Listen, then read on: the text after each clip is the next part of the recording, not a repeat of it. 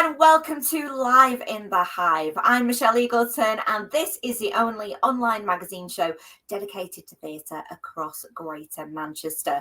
If you've seen us before, you'll know we're here every Sunday at 8 o'clock on Facebook. We're on the I Love Manchester Facebook page, the iconic brand dedicated to community and culture around our fair city. And of course, we're on our very own Facebook page, Live in the Hive. If you love theatre, you are definitely in the right place. For the next 30 minutes, we've got theatre news and interviews you won't want to miss. But what's coming up on the show tonight, I hear you cry? Well, these guys, yes, we have got some great guests from some stunning productions. Pride and Prejudice, sort of, and Noughts Crosses. We're going to be talking in a bit to Leah Jamieson. She's going to give us a lowdown on a different adaptation of Pride and Prejudice like you've never ever seen before, but you won't want to see anything else apart from this one after viewing. And it's even picked up an Olivier Award on the way. And if that wasn't enough, we've got an adopted Mancunian in Chris Jack. He's starring in Noughts Crosses, coming to the Lowry next week. And that is an iconic novel by Malorie Blackman. It's being brought to the stage by Pilot Theatre. And of course, every week we do bring you the latest news with Greater Manchester Theatre News. We've got a few nuggets for you to watch out for over the coming weeks and months. We'll tell you a little bit about that later on. Oh, exciting times on the show tonight. So let's kick off with the wonderful actress Leah Jamieson. Now, she's fresh out of drama school and she's bagged herself a role in one of the hottest productions that has been in the West End. It is winging its way to the Lowry for next week. It's Pride and Prejudice, sort of. And before I show you my interview with her from earlier this week, let's take a look at what we can expect. It is a truth universally acknowledged that a single man in possession of a good fortune must be in want of a wife.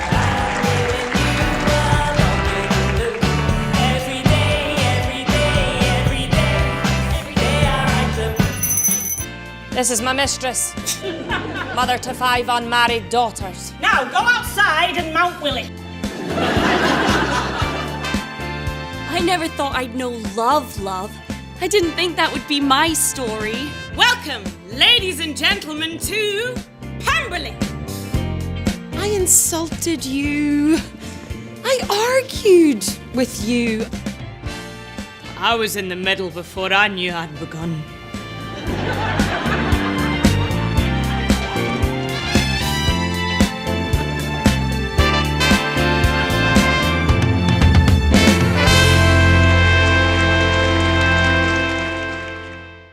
It's Jane Austen meets karaoke, meets a little bit of swearing, meets all-female cast, and beautiful regional accents as well, portraying all the characters. And I'm there already. It sounds absolutely brilliant. It's fresh, it's new. And I think this is something that will actually attract on all ages. People, I suppose, who are Jane Austen fans like myself, or people may be new to Jane Austen. Like, I know there's a bit of swearing, but I mean, some of the younger audience, you know, they'll love it, yeah?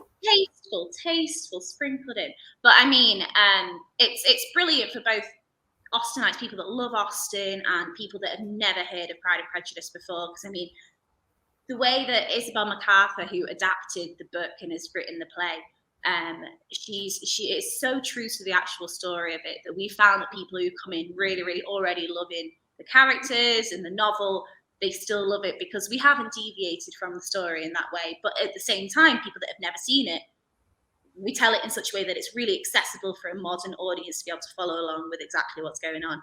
I mean, I got the gig and I then got the book and I have read 75% of it so far, and I've been doing this for 2 years and I'm nearly finished. But I think I know the show mostly from doing the performance and stuff, and it's wonderful. Easier to watch the show, right? Easier to watch the show. Now, this has been getting rave reviews across the board. Honestly, it must feel great as a performer to get, you know, that nod when you are doing something that is like this new adaptation, right? Oh God, yeah, absolutely.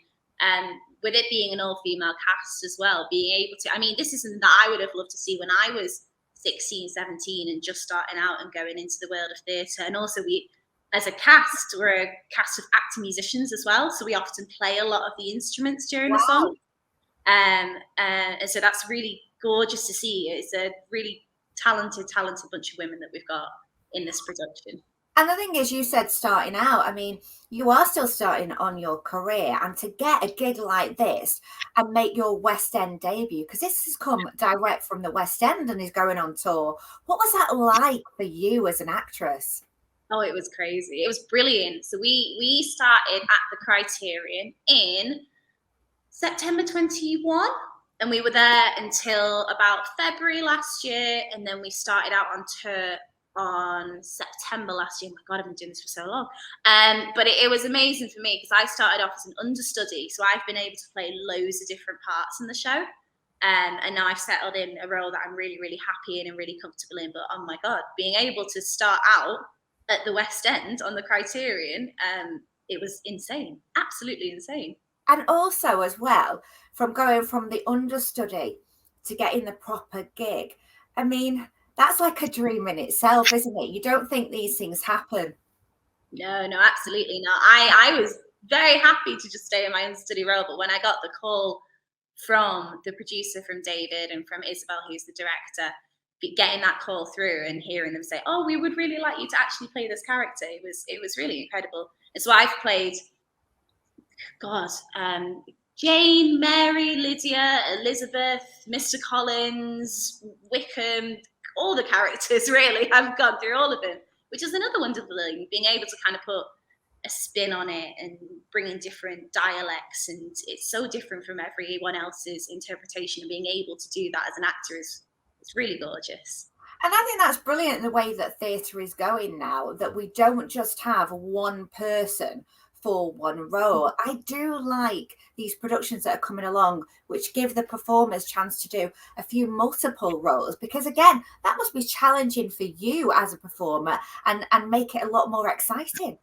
Oh yeah, definitely. I mean, the role that I'm in at the moment, so I have to switch from Lydia Bennett, who's like the younger Bennett, who I'm playing, mega scouse, and she's really kind of over the top like this. I love it. Like, you know, you have to imagine the eyebrows and all of that on top of her.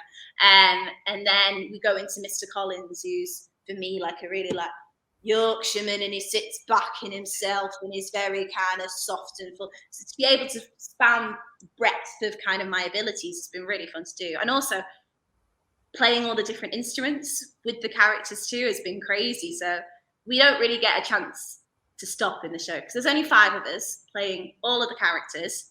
So we're on and off and on and off. We don't get any breaks in the dressing room. We're constantly in the wings, kind of waiting to run on and grab something and do a little bit of a dance and do a little bit of a sing and then run off and get a costume. And yeah, I was going to say, quick changes. There must be a lot of those. Yeah, a lot of those. We've got very good with doing the changes, actually. We've got it down to a fine art, but there's some hairy ones, some scary ones, but it is fun. Let's get to the musical element of it, because you've said you play like the musical instruments on stage. I just think there's some cracking songs that you've got in there. You've got You're So Vain. Mm-hmm.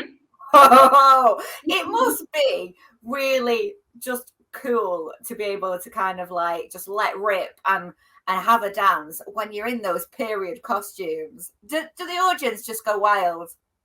Oh, absolutely. And we do it like proper karaoke style. We've got a karaoke machine on stage that we can press that lights up.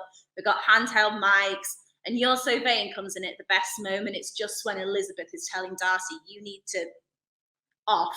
And she's telling him through this song, and it's absolutely brilliant. And the top of Act 2 actually kicks off with my favourite song, which is Holding Out for a Hero. That is classic. Bonnie Tyler. I am, 100%. If I wasn't there already, I'm definitely there for that song. Oh, do you know what? You must be having a great time on tour. Are you looking forward to coming to the Lowry? I can't wait to go to the Lowry. I grew up in Southport, so that was like our go-to theatre as school kids to see all the shows. So when they gave us the list of theatres, that was the one that made me go, oh my God. And also to begin in the Lowry is amazing. We get to spend a whole week in Salford and do the tech there and work on that huge, beautiful stage. It's going to be amazing, isn't it? So if you've got your family still in Southport, are they going to be coming along and cheering you on? Yeah, like 50% of the audience is going to be made up of my family every single night. Every single night. Oh, that is going to be brilliant. They will be so proud of you because we've recently come out of drama school, haven't you? Roast Bruford. Yeah, I graduated in 2020 from the Acting Muso course, and then obviously graduated into lockdown, which wasn't great for the career, but this was my first big gig starting in 2021, and then worked my way up to this main role. And so it's really, really amazing to be in this particular role and then be able to go to my home theatre, which is the Lowry. And did you get the chance to go to the Olivier Awards? Because I know, like, the show won Best Comedy, and I've got to say, that is my dream. I just want to go to the Oliviers because it must be one hell of an evening, right? Oh, it's a big party as the Oliviers. Yeah, it was. And this was the first one after lockdown, so they hadn't done it for a couple of years. Yes, it would have been. Oh my gosh, what was it like for you then? Oh, it was amazing. It was like, you know, when you watch like the Met Gala or the BAFTAs or something on telly, and then you're going along that carpet, and then suddenly you're just in it. It was bizarre, and I had to be very, very classy. And with my little champagne flute that I was holding, I had to be very proper and look after myself. But we were the first award of the evening, and that was the only one that we were up for. So we were the very, very first award, and we were preparing ourselves. We thought, no, we're really, really good at this, but we've got to be prepared not to win, because that's what you got to do. You got to hold yourself back. And when we won, it felt like the roof just lifted. It was absolutely great. But then we had to sit through another 3 hours of awards before we could go away and party. But I know, good in one way because you can relax and go, oh, right, okay, and we know we've got that now. But then when you really want to party, it's like when you graduate from like university or like, you know, drama school. Once you've got your piece of paper and you've got to cheer everyone on, you're like, get me to the bar. Free bar. But yeah, no, we won Best Comedy, Best New Comedy, I believe. And then we had a couple of the original cast were up for Best Supporting Actors as well, which was also fun. So it was a really good night for us, yeah. And for you as well, going to something like that, and especially just fresh out of drama school, was it one of those where you're looking at people on the red carpet who you know, you've kind of grown up thinking, God, you made me want to act, you made me want to sing, and I'm here with you. Oh yeah, it was a pinch me moment. I kept sitting down and looking around, going, "Oh my God, it's so and so, it's so." Oh, it's them as well. And then as well, going to the same party of these people's afterwards, it was just wonderful. Oh, talking of the Oliviers gets me really excited for this year's awards, and hopefully Live in the Hive will be there at them on the red carpet, bringing you the latest exclusive news from all the productions and all the stars. Very, very exciting times ahead. Now, still to come on the show, we're going to be chatting to Chris Jack, who's starring in Noughts Crosses at the Lowry. He's going to be telling me all about that one. But of course, every week we bring you this. It is, of course, Greater Manchester Theatre News. And what's going on in our fair city this week? What's been announced? I know you want to know. Well, I've got to say, this one made me smile big time. It is, of course, Mother Goose, starring Sir Ian McKellen and John Bishop. Now, of course, it is a pantomime, and you might think panto season is over, but oh no, it isn't. It is back, and it is back in style for Easter at the Lowry. It's going to come for a run from the 5th to the 9th of April, a very short run. Try and get there if you can, because this is the smash hit production that was on in London this year. It got rave reviews, and it is also written, this panto, by Jonathan Harvey, the guy behind Beautiful Thing. He's written for Coronation Street and, of course, Gimme, Gimme, Gimme. So this is going to make you laugh big time. It's going to be great. And as I say, it is at the Lowry. Tickets are on sale for that now. So if you are interested, as I say, grab one while you can. Something that's on a little bit sooner than that is, of course, Turn On Fest at Hope Mill Theatre. Now, it kicked off earlier this week. It's on for a week and it is celebrating LGBTQIA plus theatre. It is a jam-packed timetable there. Lots of different things you can go and see and also get involved with. I have to say, one of my top tips to go and get a ticket for has got to be a conversation with Jill Nalder. Now, Jill Nalder is a wonderful actress. She's an activist. She's an author. She's joining the last evening of the Turn On Fest, and I think this is going to be absolutely brilliant. She was actually the inspiration behind It's a Sin's Jill Baxter. So if you watched It's a Sin, you will know just how wonderful this woman was. Try and get yourself down there if you can to Hope Mill Theatre. Now, you may have seen the film Life of Pi that was out quite a few years ago and won Oscars. Well, it was based, that film, on a novel, which was about a cargo ship sinking in the middle of the Pacific Ocean. And there's just 5 survivors. They're all stranded on a single lifeboat. Get this, there's a hyena, a zebra, an orangutan, a 16-year-old boy, and a 450-pound Royal Bengal tiger. Who is going to be there at the end of this boat trip? Well, I've got to say, it was stunning to watch. It was awarded 5 Olivier Awards last year, Best New Play, and including Best Actor for the actor who played the original Pi. It's a historic first for the Olivier Awards because they also awarded the 7 performers who played the tiger Best Actor in a Supporting Role. I definitely would recommend you go and see this. The set design is absolutely stunning, and the puppetry, my goodness, you do believe the animals are really real. So, as I say, that is coming to the Lowry for Christmas. It is a bit of a way off, but it is definitely worth the wait. Well, from one best-selling novel to another, the stage adaptation of Noughts Crosses, the book by Malorie Blackman, comes to the Lowry this week. I caught up with one of the actors, Chris Jack, but before we take a look at his interview, let's take a look at the production itself.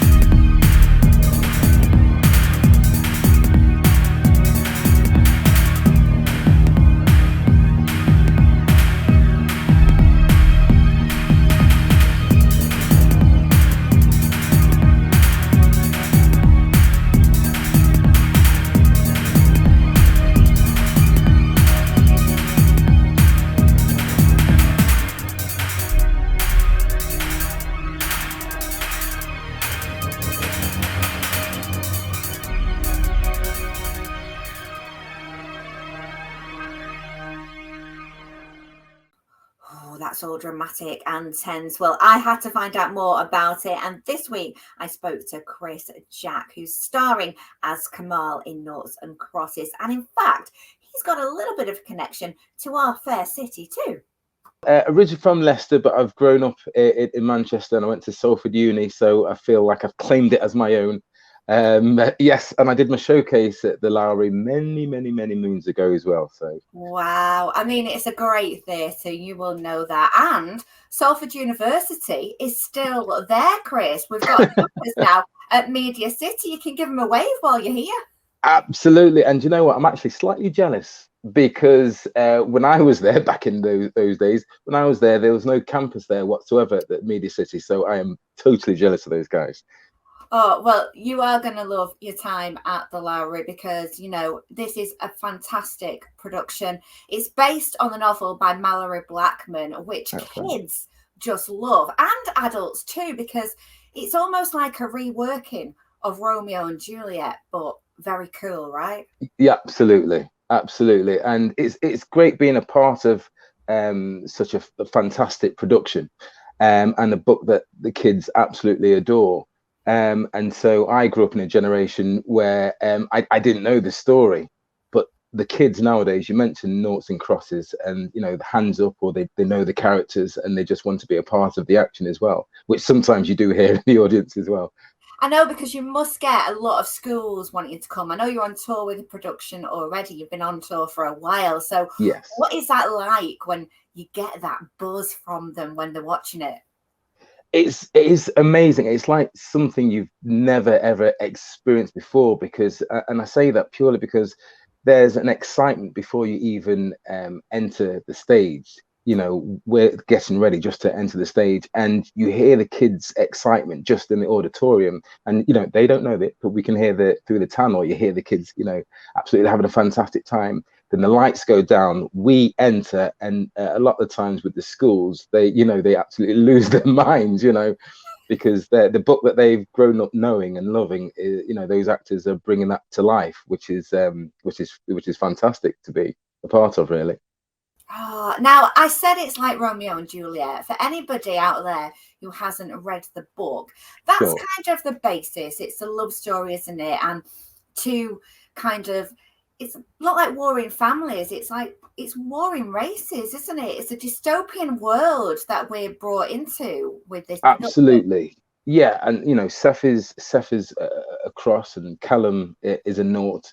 The crosses are the upper echelons of society, the powerful, the wealthy, and the noughts are the underclass.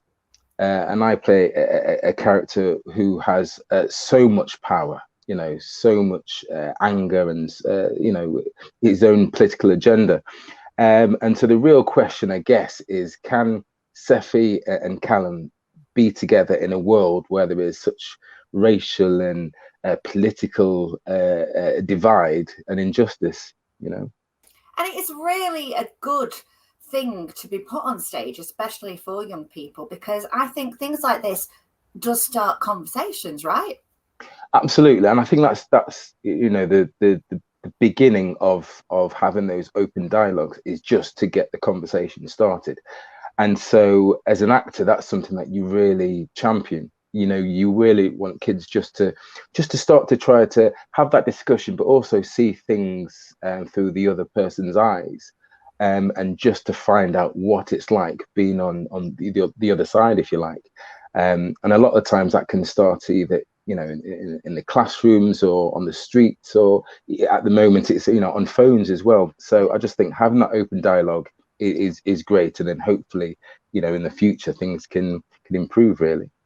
And what's it like playing a really nasty man on stage? Because I tell you what, Kamal is not a man that I would like to meet and get in a he's, like you said, he's powerful. He's horrible in some of the things that he says and does, and Sure. He's physically violent as well. So again, the reaction must be quite negative from the people that are watching. It is, but that it's I mean, what it's the great thing about being an actor is you get to portray a lot of characters that are so far removed from yourselves, hopefully.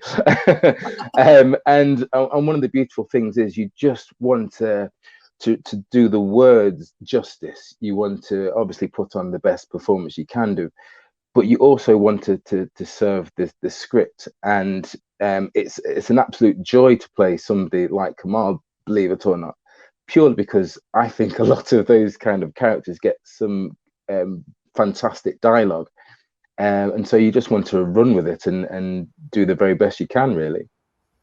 And you've been an actor for quite some time as well. What is it like now, do you think, for actors growing up? Because is it a different platform than it was back in the day for you in terms of, being from regions? You said you grew up in Leicester, spent a lot of time in Manchester. I think back then it must have been more difficult, I suppose, to kind of get recognition than it is now. Yes, I mean, I think the biggest thing now that you perhaps didn't have before, I'd say, is social media. So there's a lot of times people can put on their own work, and people can follow other people, and that just seems to be more prominent now than it obviously was, when I was at university. So the thing is, it's accessible. and so they can promote themselves in a way that perhaps you couldn't do, you know, in 1997. So I think that the great thing is for performers now is if you've got the bug, if you've got the hunger, if you've got the drive to want to do it, then there are ways to get involved more so than you could do before. And Manchester is a hotbed of talent. You know this. You performed at the Royal Exchange, haven't you? We've got some great theatres here. The Lowry, have you got people that are coming to see you in this, Chris? Because I imagine there'll be lots of family and friends piling on in there. Absolutely, yes. I do have quite a few people coming to see me, which is great to come and see the show. And also the person that I'm looking forward to seeing the most out of anybody is my 12-year-old son. Because he's the right age to come and see this now. And so I'm actually really intrigued just to see what his take is. So yes, I'm absolutely loving the fact that we've got family and friends coming to see it, but I'll be really intrigued just to see what my son makes of it as well. What's he like when he sees you in productions? Is he like, because I've got a 12-year-old girl and sometimes she's a bit like, oh, Mum, you make me cringe. When she watches this show, she'll be like, oh, but then other times, you know, secretly she'll say to her mate, so my mum does this and my mum does that. What's it like for you and your son? Well, do you know, he's brilliant. I think he's got the bug of wanting to perform. He's very sporty, but also I think he sees Dad in a completely different light, because thankfully I've been able to do quite a lot of very varied things. And so I'm again with this production, I'm intrigued to see what he makes of it. Purely because I think I've got to make up got a little bit of making up to do, because one of the productions I did before, I was wearing a pink onesie at the start of the play, and so yes, and I thought I looked pretty cool. But the thing is, the look on his face when I came out and I started trying to be cool. So he wasn't best pleased. So I just feel like I've just got to gain his trust again. Yeah, you can't be cool in a pink onesie, but I've got to say, Kamal has some quite smart suits going on. I mean, he's Prime Minister, right? So he kind of like, he's got a bit of wedge. Absolutely, he has, and I must admit, I do like the suit as well myself. So yes, I just wanted to do the play and to do Kamal justice when I'm wearing that suit. Yeah, and you know what? It isn't, I think, just for the classes, the children, the schools that might be coming for it. I think, this will resonate with the adults as well, and perhaps, like you say, be one to go to as a family, and again start that conversation. I know I'm going to be taking my 12-year-old to go and see this and present something that is fresh, really, and something that somebody that age should probably go and watch. Absolutely. And the thing is, I've already had we've had family and friends go to see the production, and you mentioned it there, having people of different age groups going. And I think going back to the point you made earlier, it gets that conversation started. And also because you have people of different age groups going to see, perhaps have different perspectives on the same thing. And so having that dialogue with parents, with people who are slightly older, I just think it's great to get the ball rolling and just to see what people make of it, really, and how we can improve things going forward as well. Definitely. And this is taking you up to March this year, I believe. Is it March, April time? We've seen you on telly a few times as well. What do you prefer, theatre or TV? Because you're recently in The Responder, you've been in Hollyoaks, you've been in BBC, BBC, let me get that right. Yes. Dumping ground. It's a hard one to say, Yes. Yes, and I think that's again the beauty of acting. Is the reason why I got into it is purely because I wanted to do as many varied things as possible, and thankfully, touch wood, I've been able to do that. And yes, things ranging from BBC, CBeebies to doing Shakespeare. It's all great fun. It's still a learning curve, and I just think when you have people like Helen Mirren, who are, you know, they always say that they're still learning. So Ian McKellen, you know, they're still learning. And so what I want to do is be of a certain age where I can still say, you know, I love what I do and I'm still learning, you know. So yeah, I just keep enjoying myself. Oh, well, you are looking good, honestly. I think, you know, for 21, you're doing very well. I'll take that. Thank you very much. What a great guy Chris Jack is, and I can vouch for the fact he is nothing like his character Kamal in Noughts Crosses. But if you do want to see him in that production, then head to the Lowry next week. And of course, if you want to catch any shows across Greater Manchester and find out more, then head to the I Love Manchester website. They've got all the information there. And if you want to give us a follow on social media and find out what we're up to throughout the week, then please do. We're on Twitter and Instagram at Live in the Hive 21. And we will be back next week with more guests and theatre news. So don't forget to join us Sunday at 8 o'clock on I Love Manchester Facebook page and our Live in the Hive Facebook page too. Until then, have a great week and I'll see you next Sunday.